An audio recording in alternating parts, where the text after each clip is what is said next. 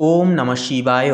নমস্কার প্রিয় দর্শক বন্ধুগণ, মিথুন রাশি তথা মিথুন লগ্নের জাতক এবং জাতিকাদের ক্ষেত্রে এই চলরত ফেব্রুয়ারি মাসের 5 তারিখ থেকে শুরু করে 12ই ফেব্রুয়ারি এই যে সময়কালটা বা এই যে সপ্তাহটা, অ্যাকচুয়ালি এটি কিন্তু আপনাদের রূপান্তরের সময়।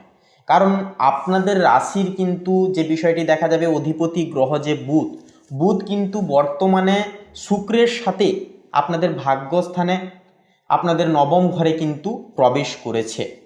পাশাপাশি অষ্টম ঘরে রবি ও মঙ্গলের সঞ্চার লক্ষ্য করা যাচ্ছে।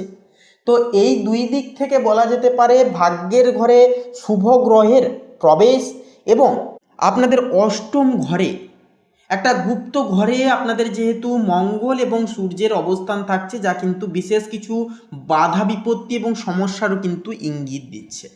তো বন্ধুরা, একান্তই বলা যেতে পারে এই যে সময়কালটি কিন্তু মিথুন লগ্নের জাতক জাতিকাদের জীবনে চূড়ান্ত পরিবর্তনের এক সময়। 3টি বিশেষ শুভ ঘটনা পাবেন এবং এই সময়কালে কিন্তু বিশেষ কিছু কাজ আপনাদেরকে কিন্তু একান্তই স্থগিত রাখতে হবে।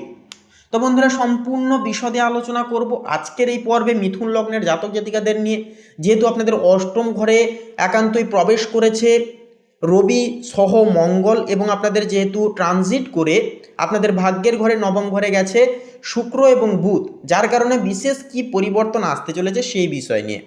তো এই যে আপনাদের ক্ষেত্রে যে নবম ঘরে যে বুধ এবং শুক্রের যে একটা প্ল্যানেটারি যে একটা পজিশন বা একটা যে অবস্থান যেটা থাকছে, যার কারণে কিন্তু দীর্ঘদিনের স্থবিরতা কাটতে একটা শুরু করবে। অন্যদিকে অষ্টম ঘরে কিন্তু রবি ও মঙ্গলের অবস্থান নির্দেশ করছে যে আপনাকে কিছু গোপন শত্রু বা আকস্মিক বাধার মোকাবিলা কিন্তু করতে হতে পারে। তো নবম ঘরে শুভ গ্রহের উপস্থিতি আপনাকে সেই সমস্ত বাধা কাটিয়ে ওঠার শক্তি দেবে। চন্দ্র এই সময় আপনার রাশির চতুর্থ ঘর থেকে পুরোপুরি কিন্তু পঞ্চম এবং ষষ্ঠ ঘরের দিকে সঞ্চার করবে, যার কারণে পারিবারিক ও মানসিক স্থিতিতে কিন্তু একটা প্রভাব গুরুতরভাবে ফেলবে। যার কারণে পারিবারিক স্বজনদের সঙ্গে আপনাদের একটা ঘনিষ্ঠতা যেমন বাড়বে, তেমনটাই কিন্তু একটা মানসিক সমস্যা বা একটা কোনো কিছু পুরনো কোনো বিষয় নিয়ে একটা কথাবার্তা চলা, এগুলি কিন্তু একটা দেখা যাবে। এরপরে যে বিষয়টি হচ্ছে পারিবারিক ক্ষেত্রের বিষয়, বলা যেতে পারে সপ্তাহের শুরুটা কিছুটা পরিমাণে সংবেদনশীল হবে। 5 এবং 6ই ফেব্রুয়ারি চতুর্থ ঘরে চন্দ্রের প্রভাবে ঘরোয়া পরিবেশে কিছুটা ছোটোখাটো সংস্কার বা একটা পরিবর্তনের একটা কিন্তু পরিকল্পনা হতে পারে। অষ্টম ঘরে মঙ্গল ও রবির অবস্থানের কারণে শ্বশুর বাড়ির লোকজনদের সাথে বা পৈতৃক সম্পত্তি নিয়ে কিছুটা বাতানুবাদ হওয়ার একটা চান্স বা আশঙ্কা কিন্তু রয়েছে। এরপরে যে বিষয়টি রয়েছে, নবম ঘরে শুক্রের প্রভাব থাকছে, যার কারণে কিন্তু সপ্তাহের মাঝামাঝি সময়ে বড় কোনো আত্মীয় বা গুরুজনদের মধ্যস্থতায় পারিবারিক শান্তি কিন্তু ফিরে আসবে। সামাজিক ক্ষেত্রে বলা যেতে পারে আপনার যোগাযোগ বাড়বে এবং মানুষ আপনার বুদ্ধিমত্তায় প্রশংসা করবে। সন্তানদের সাফল্য একটা আসবে, যার কারণে গর্বিত হওয়ার মতো পরিবেশ একটা কিন্তু এই সময়কালে আপনাদের তৈরি হবে বা তৈরি হতে পারে। প্রেমের ক্ষেত্রে বলা যেতে পারে এই যে সপ্তাহটি বা এই যে সময়টি অত্যন্ত শুভ হবে। আপনার নবম ঘরে শুক্র ও বুধের অবস্থান প্রেমের ভাগ্যকে একান্তই কিন্তু বলশালী করছে, প্রগতিশীল এই সময়কালে কিন্তু করছে। যারা একক জাতক জাতিকা বা সিঙ্গেল জাতক জাতিকা রয়েছেন, আপনারা কোনো ধর্মীয় বা শিক্ষামূলক ভ্রমণে গিয়ে মনের মানুষের একটা কিন্তু দেখা পেতে পারেন। বিবাহিতদের জন্য একান্তই সময়টি চমৎকার সময় হবে। সঙ্গীর সাথে আধ্যাত্মিক বা রোম্যান্টিক ভ্রমণে যাওয়ার একটা পরিকল্পনা একটা কিন্তু হতে পারে। তবে মঙ্গল ও অষ্টম ঘরে থাকা দাম্পত্য জীবনে সামান্য কিন্তু সন্দেহ বা অকারণে রাগ সম্পর্কের কিন্তু একটা অবনতি ঘটাতে পারে। তাই বলবো, আলোচনার মাধ্যমে অবশ্যই সমস্যা সমাধানের চেষ্টা করুন। অবশ্যই কোনো কিছু বিষয় নিয়ে আপনারা গোপন রাখার চেষ্টা করবেন না। অবশ্যই ক্লিয়ারিটি রাখুন বা রাখার চেষ্টা করুন। দাম্পত্য জীবনে কোনো কিছু বিষয় নিয়ে যদি সমস্যা হয়, অবশ্যই সেই বিষয়কে নিয়ে আপনারা সংশোধন করবার চেষ্টা করুন। এই কাজগুলি করুন, দেখবেন স্বচ্ছতা কিন্তু বজায় থাকবে, কোনো রকম কোনো কিন্তু সমস্যা দাম্পত্য জীবনে আসতে দেখা যাবে না। এরপরে বলি 8 এবং 9ই ফেব্রুয়ারি এই সময়কাল নাগাদ কিন্তু আপনার ব্যক্তিগত সম্পর্কের জন্য বিশেষ আনন্দদায়ক দিন হবে। কারণ এই সময়কালে কিন্তু চন্দ্র ট্রানজিট হয়ে আপনাদের কিন্তু পঞ্চম ঘরে প্রবেশ করবে, যার কারণে কিন্তু বলা যেতে পারে এই সময়কালে কিন্তু আপনাদের যে সন্তানের সঙ্গে অ্যাটাচমেন্ট এবং একটা যে সন্তানের কারণে আপনাদের মান বৃদ্ধি হওয়া, সামাজিক প্রতিপত্তি বৃদ্ধি হওয়া, এই সমস্ত কাজ কিন্তু শুভ ফল দিতে শুরু করবে। এরপরে যে বিষয়টি হচ্ছে মিথুন রাশির জাতক জাতিকাদের জন্য এটি একটি লড়াকু সপ্তাহ, কারণ অষ্টম ঘরে যেহেতু রবি ও মঙ্গলের অবস্থান থাকছে, যার কারণে কিন্তু অফিসে একটা কাজের চাপ বাড়বে।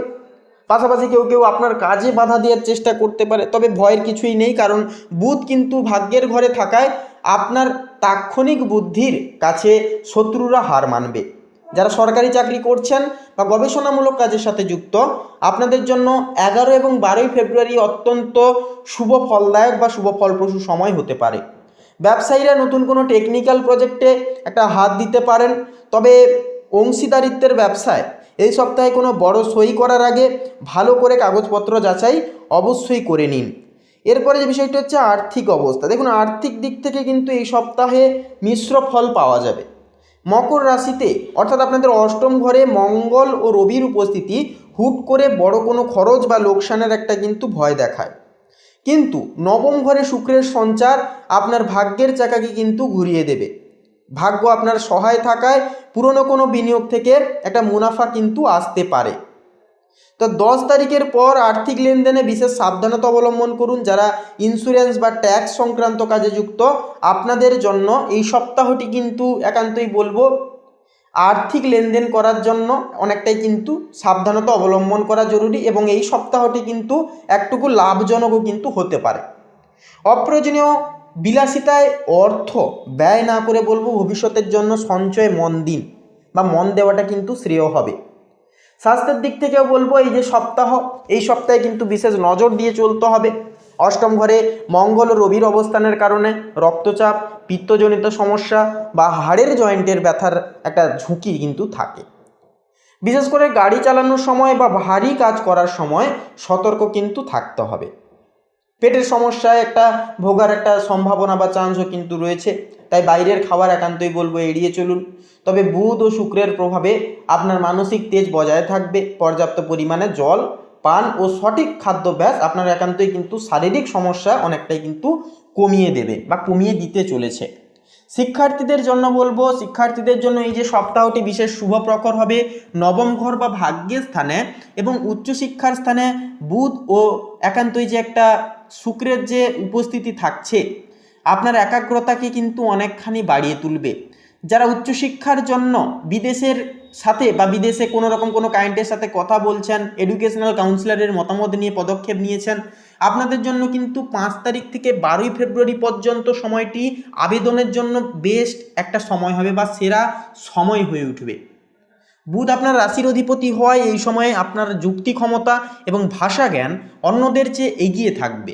আপনারা এক ধাপ কিন্তু সবসময় এগিয়ে থাকতে চাইবেন।